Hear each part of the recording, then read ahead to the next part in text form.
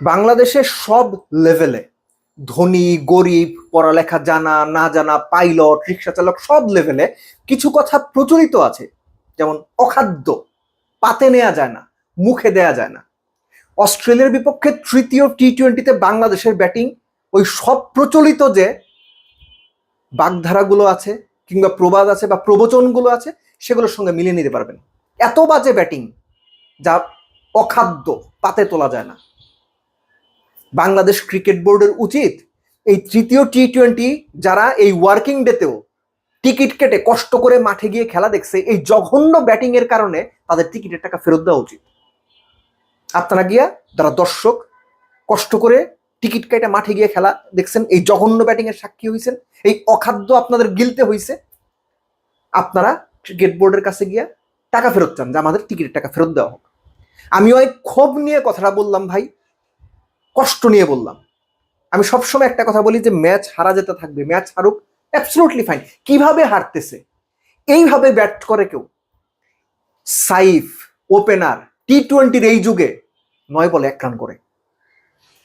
পারভেজ ইমন basically তিনি opener, 3 নম্বরে নামছে, 13 বলে 1 রান করে। শামীম পাটোয়ারির কি হয়েছে আমি জানি না, 5 বলে 0 করে গেছে। প্রতিটা ম্যাচ বাদে খেলছে এই সিরিজে। এরা স্ট্রাইক রোটেট করতে পারে না, টাইমিং ঠিকঠাক হয় না, ব্যাটের আগে প্যাডে লাগতেছে, কাভারে খেলতেছে, এজ লেগে যাচ্ছে, সেটা শর্ট মিড উইকেটে এজ লেগে স্ট্যাম্পের পাশ দিয়ে যাচ্ছে, ফুল খেলতেছে, লাগতেছে না। এটা কোনো ব্যাটিং? টস জিতে বাংলাদেশ ব্যাটিং নিল, উইকেটটা ভালো বলেই তো ব্যাট নিছে। ব্যাট নেওয়ার মানে কি?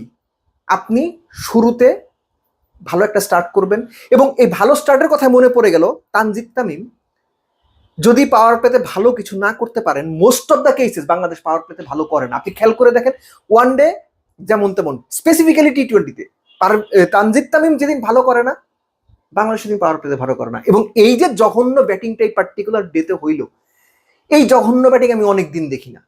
ফার্স্ট ওয়ানডেতেও কিন্তু বাংলাদেশ ভালো ব্যাট করেনি, কত 131 বোধ করেছিল। দ্বিতীয় ম্যাচটাতে 196 চেস করার খুব ভালো সম্ভাবনা ছিল, নিজেদের নির্বুদ্ধিতায় আনস্মার্ট ক্রিকেট, মানিকগঞ্জের ভাষা বলে বলদামি করে হারছে, বলদের মতো ব্যাট করে হারছে। ওই আলোচনাতে যাচ্ছি না, কিন্তু এই যে এত বাজে ব্যাটিং হলো, ব্যাখ্যা কি? এর দায় কে নেবে? কোচ, প্লেয়ার, ক্যাপ্টেন, কারা নেবে? ক্যাপ্টেন হৃদয় ব্যাট করে দেখিয়েছেন এই উইকেটে চাইলে অনায়াসে অনায়াসে চোখ বন্ধ করে 160 করা যেত।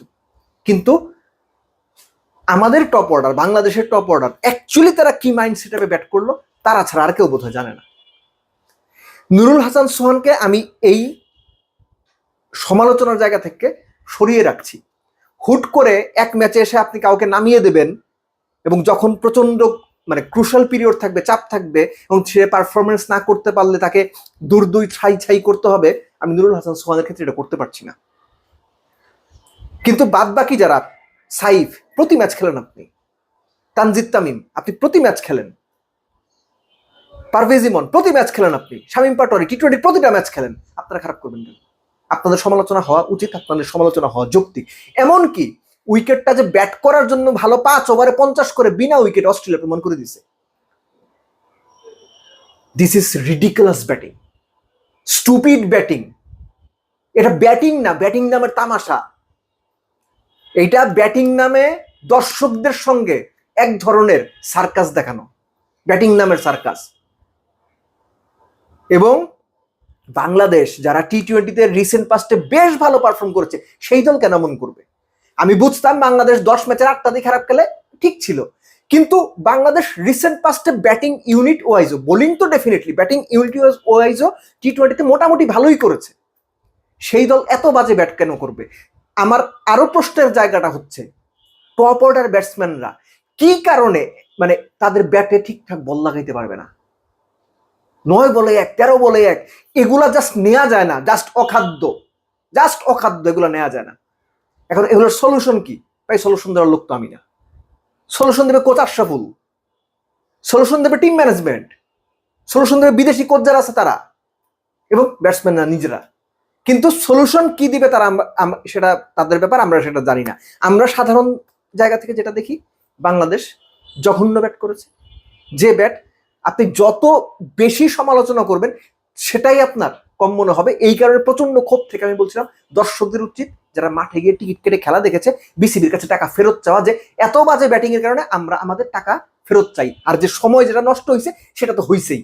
ঠিক এরকম ব্যাটিং আপনারা করেন, লজ্জা লাগে না আপনাদের?